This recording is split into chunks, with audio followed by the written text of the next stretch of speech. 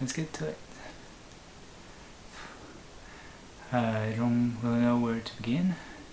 First, as most of the people watching this channel and those videos are my family and friends, I want you to please not be upset and just appreciate the fact that I'm sharing this with you, and to remember that the adventure that I undertake involves risk, and although I should try to limit it as much as I can, usually I do my research and everything, sometimes I might get into trouble, and it's one of these times.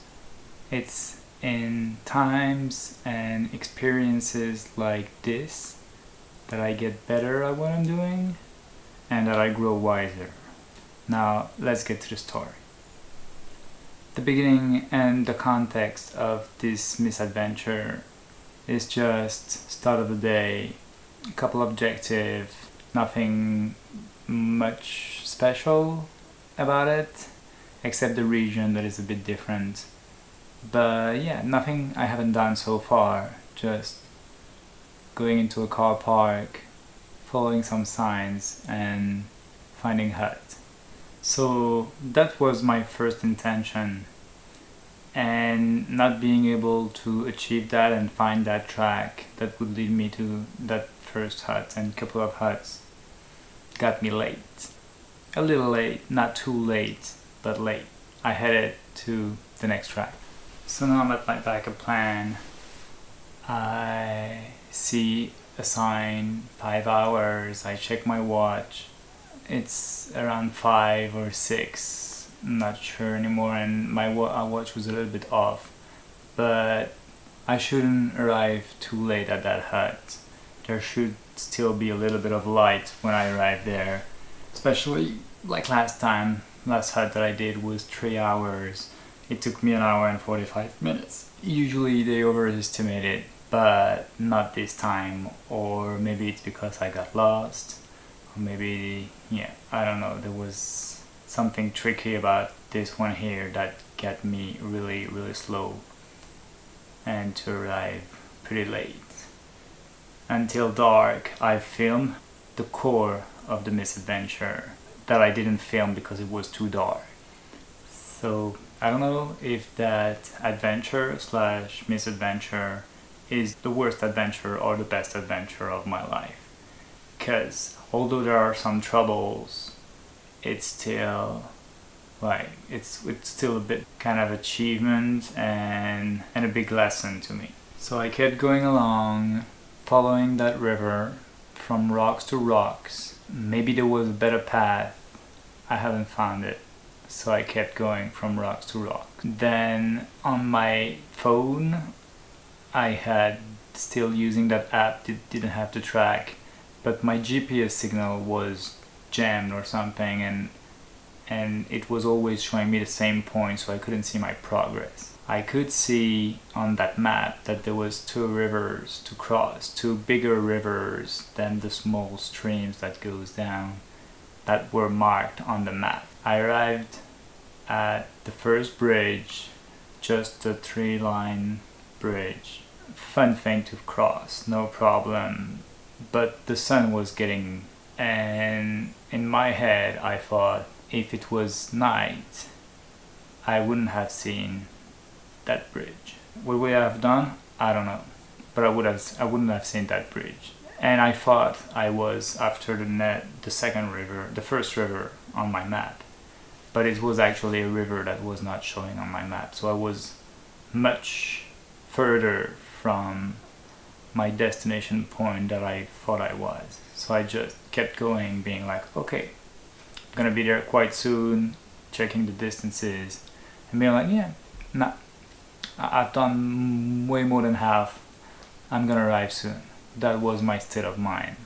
At first, the sun is out, but there's still some lights. I'm able to walk and direct myself. I realized there's not gonna be any moon. I have to use some lights. I start using one of the bike light that I'm carrying. Everything goes fine. I just lights my path. Not exactly sure what I'm doing, not where I'm going, but I know I just have to go up that river and I'll reach the next river and I'll cross and be at the hut. So that's my state of mind there, just lighting my path. As long as I'm hearing the river, as long as I'm somewhere near that river, I'm going the right way. The fact of walking in the dark definitely made me slower. It also made it harder to find the orange marks that shows the path. So when you're in the forest, every now and then they put an orange mark on a tree. Sometimes I ran out and realized that I had lost the orange mark. I would end up at the river, or sometimes even the orange mark would tell me to just follow the river. But then there would be another path into the forest that was easier than walking on the rocks, probably, that I missed because there was not much light and I couldn't see the orange signs. So all of that made me slower. After a little more time, a couple of small river crossing that were not an issue. Just keep going and not even knowing what progress I was making because I had no GPS signal. I thought, I have the drone with me. I know how to get GPS status from the drone. So what I can probably do is fly the drone here at night, maybe get it a little higher and get some GPS coordinates to know where I am. I stop on a big rock, set the thing up, make the drone fly. At first I'm like, so I get the GPS coordinates, I enter them into my phone, and I'm like, that's the same coordinate that I had on the phone. Like, is my drone getting the same? It's telling me it has like 7 satellites, which is not great, but not the worst either. And I'm like, okay, I'm gonna do another try. And then I do that other try, I fly a little bit higher, I get like 9 satellites, I bring it back home, enter the data, and then realize that my phone somehow just got GPS signal and moved me to the point where my drone says I am. So my drone and my phone are syncing and are telling me that I haven't even crossed the first river actually, and that I'm way further than I thought I was, and it's complete darkness around. Then I was not happy, but I still, like, there was one way to go, and it was to the hut. Going back was not an option to me, because going back would have been, I would have had to sleep in the tent or whatever, and I had already been walking for hours and hours, and I was like, it said 5 hours, so I should arrive. I'm closer to the hut than I am from here. That was my thought. So I kept going. When I got the GPS signal, I started to direct myself and light my way with my phone so I could see better, because the LED on my phone was actually better than the bike lights I had, and I could check the GPS at the same time. I put the destination point, even though there was no track, to know how far I was from the hut, like by a flight distance on the radius. And it was telling me that I was around 2 kilometers away, so it was not that bad. I crossed the first river that was on the map, which was not really hard to cross. And then it was a plain. I started following something that looked like a track.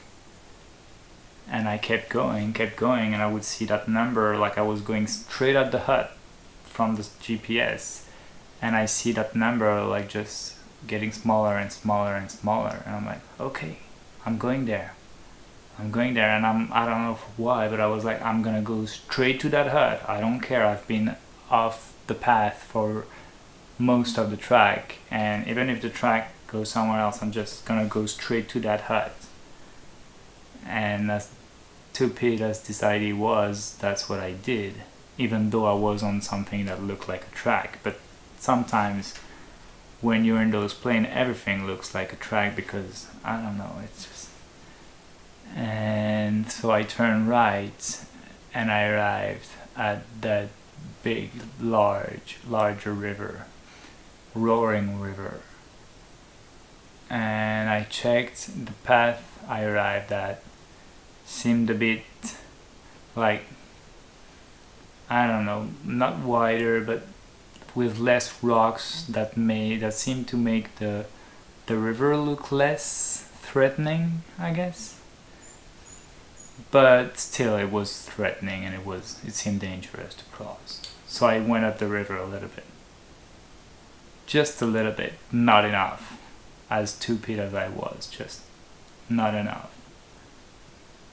And somewhere inside me, I knew this river can't be crossed by foot, and there must be a way to cross it, some kind of bridge or something. But it was dark. There was a bit of rain, but not too much, that started during the night. Like, it was gradually getting bigger. And I thought, well, getting wet for getting wet, I'm just gonna cross that river. And it's probably, among others, one of the most stupid decisions of my life. Like, recently, it's definitely the most stupid decision I've made. It didn't turn as bad, hopefully it didn't turn as bad as some other events. But that was definitely a very, very stupid decision. I just can't get around my head to know how I came to that decision. After seeing that path going, not the right way, not straight at the hut, but there definitely seemed to be a path that was probably heading to, and it was, I realized it later, but how didn't I compute that? I was getting tired. It was probably around 3 to 4 a.m. I don't know, I was getting stupid. I was just wanted to just, I don't know. I really, that's the kind of moment that makes me like lose a lot of self-esteem, because I know I can be smart, but there are those times where I'm completely stupid and do things such as this, and I just started. I pulled up my trouser up to my knee, and I started crossing, like slowly getting into the river, thinking, oh god, it's deeper than I thought. And I kept going. I don't know how I don't know. I don't get it. I kept going. And then it grows higher, and I think I was around half of it, maybe not even that, but, and there was a rock behind me. I would try to like make small steps to cross it slowly. Then that rock that was behind me, I felt like I'm gonna lean on it a little bit or whatever, and that was it. I was gone. The river took me. I had my drone on me, I had my backpack, my sweater on, just soaked and like getting heavier, just getting dragged by that river. Like that's one of the most scariest thing I've ever experienced. Just like, it's not deep, so you're always able to like just push yourself back up, and drinking that water is just river water, so it's okay, you know, you're just drinking it. I was not breathing it, and I just like kept, but I was really thinking like, I'm gonna die today. Like if there had been a rock on the way, on the path, I would have just like slammed it, broke something, I would have gone. That's scary to think, and that's the mood I was. And I as much as I tried, I was just like trying to push myself back to the side I came from, not trying to cross it, afraid of being it's way stronger on the other side. And I just ended up in a calm place, just crawling in that river and trying to get out of it in complete darkness, as my phone that I was using to light my way just went away into the river. Sometimes I would, while I was struggling and everything, I would see it, the light that was underwater, that was just like going like past me. I was past it and things like that. And yeah, so my phone's gone in the river. And I don't really care. Like I had plans to change that phone. I'm more sad about the new SD card that I had in it that had like music that I could listen to. I'm just gonna have to find a new solution. But that's just small things. I'm happy that I'm alive mostly. And yeah, fuck that phone, you know. And no, like, I've dried everything up. Everything is actually back here. I've checked the drone, like it was in that bag that is absolutely not waterproof, and it seemed to be still functioning. The remote, at first I thought it was getting into trouble and everything, but the battery got drained, I guess, but it's still working. The GoPro I'm talking to right now still working, like, except for that phone and a very big scare.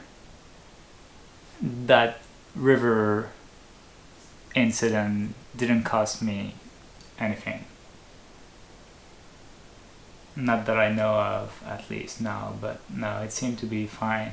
I was actually pretty amazed by that backpack that I had here.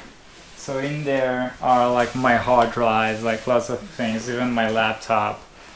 And it kept, like when I opened it, it didn't seem that wet. Even I don't know how long I was in the water for, because it was carrying everything, and it was probably not that long. I guess I was also like mostly on my front, so maybe but it was definitely like dipped in water, like pretty heavily. A couple of the things were a little bit wet inside it. But yeah, I was quite amazed on how water resistant that bag got. The computer, of course, as I might have shown you before, it's in that bag, so there would be no problem with the computer because it's just sealed and then you close it and everything. So there's no way, like there's no water even near the computer, so I didn't have any worries about that. But yeah, just that phone and my self-esteem. That's what I lost during this attempt. And then I just was back crawling. I got completely out of the water. Everything was so heavy, like the backpack way heavier, even though it's waterproof, it still got some water into it. The sleeping bag filled with water, like 3 times the weight probably, maybe even more. The mattress that is here, that bag, the drone bag, heavier, everything heavier. I could barely like stand. So I just like took everything away, opened a couple things that I knew that there would be water in it. I checked inside the bag and it was actually not that bad. I took the sweater off because yeah, the sweater was just like soaked with water. It would have kept me way too cold. So I took the sweater off for a while. It was really heavy too. Yeah, a big scare. Trying to cross that river, I think, is the light rain that was getting heavier, and I saw how storm can get here before that. So like the day before and even in the morning, and it's just like snaps from just something light to a huge storm, and that's what I wanted to avoid, I guess, by crossing the river, which is stupid. Like let the rain fall. It won't hurt as much as being thrown into a river, but yeah, maybe it was part of what made me do that stupid decision. But anyways, that's in the past. Then after all that, I gathered all my thoughts and started to walk upstream again. Keep looking for that way across the river that I knew in my heart existed, but that I've just ignored and tried that stupid attempt. I go back a little bit on the left of the river to try to find that track I saw earlier, I was on earlier, and kept going to that track. And of course, like, it seems so obvious, like I'm pissed about myself. It's obvious there was a way across that river. A sketchy way, a fun way actually, if it was not in the dark and if I hadn't been completely soaked, because it's what they call a cable line, and there is some kind of like tray, I don't know how to explain it. It's just, yeah, a box you put yourself into, and so you have to like bring the box, the hanging part, around with like a wheel that you turn, and then it comes, you put your stuff, you put yourself in it, you have to find a way to lock it because otherwise it just goes back, and then you release it, you go like kind of fast.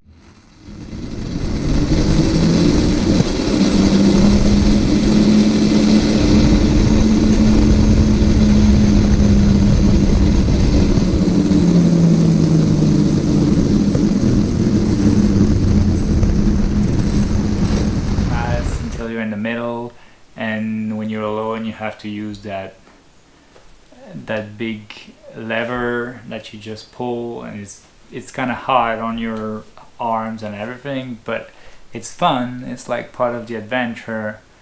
It would have been way more fun if I didn't attempt to cross, but yeah, like, just hard, and I kept trying. You can break with the lever too, to just take your breath, and yeah, I just kept going and going, and then I was across that river. And now that I'm here, I realize like I need to I've already started like making, like, stop worrying about it. It's because I'm doing the video that I'm just like talking about it again, and realize how stupid I was. I've already like made peace with it. It's just, yeah, talking about it makes me just feel even more stupid.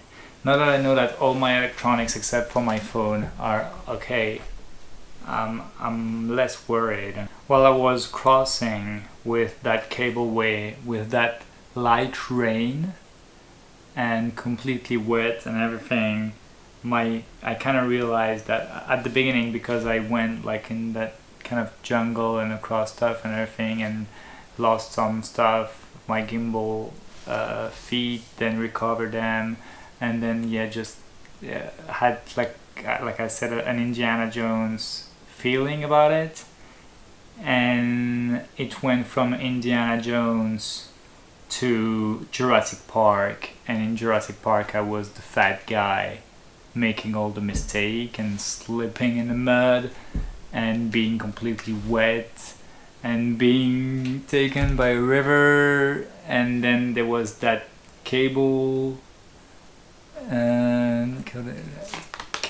way that you had to like pull levers and stuff, and then I would just like do mistakes and stupid stuff and be completely exhausted, lose my phone. He lost the thing he was trying to steal. I lost my phone. But yeah, it's just I really felt like I'm that stupid asshole from Jurassic Park. After walking a little bit more in the dark, not that much more, following the orange signs that were pretty obvious because it's a forest, and yeah, there was a good track, quite easy to find the way here to the hut. I've been here now so I've arrived here it was after I scattered all my stuff and like put everything to get dry, and like ate a little bit, put a fire up also to help getting things dry. It was about, I think, 6 a.m. The sun was actually rising when I went to sleep, which is crazy. Like I was almost up hiking for 12 hours, I think, like 10 to 12 hours. I don't know, it's crazy. And instead of 5, which is even more amazing. I don't know how the way back is gonna be. I'm probably gonna try to leave here at 6, and if it takes me as long to go back, I'm just gonna sleep in the tent next to the motorbike. First day, like from 6 hours to like I just slept for probably around 24 hours, because like I was hurting, like that finger still hurts somehow. I must have knocked it on something.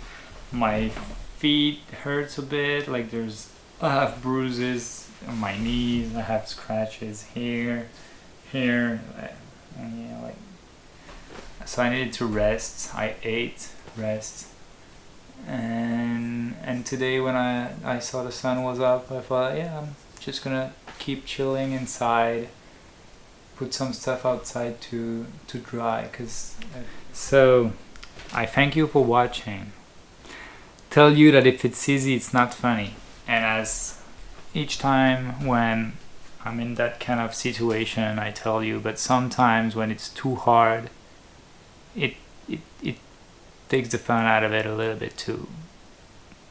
Kinda. It's a good story to tell. So with like, by looking back in a couple of months, I'll be like, oh, like that was a fun time. Right now I'm still a bit bitter about it. I'm kind of like, yeah, already over it, but you know how thing goes. But yeah, and I see you in the next one.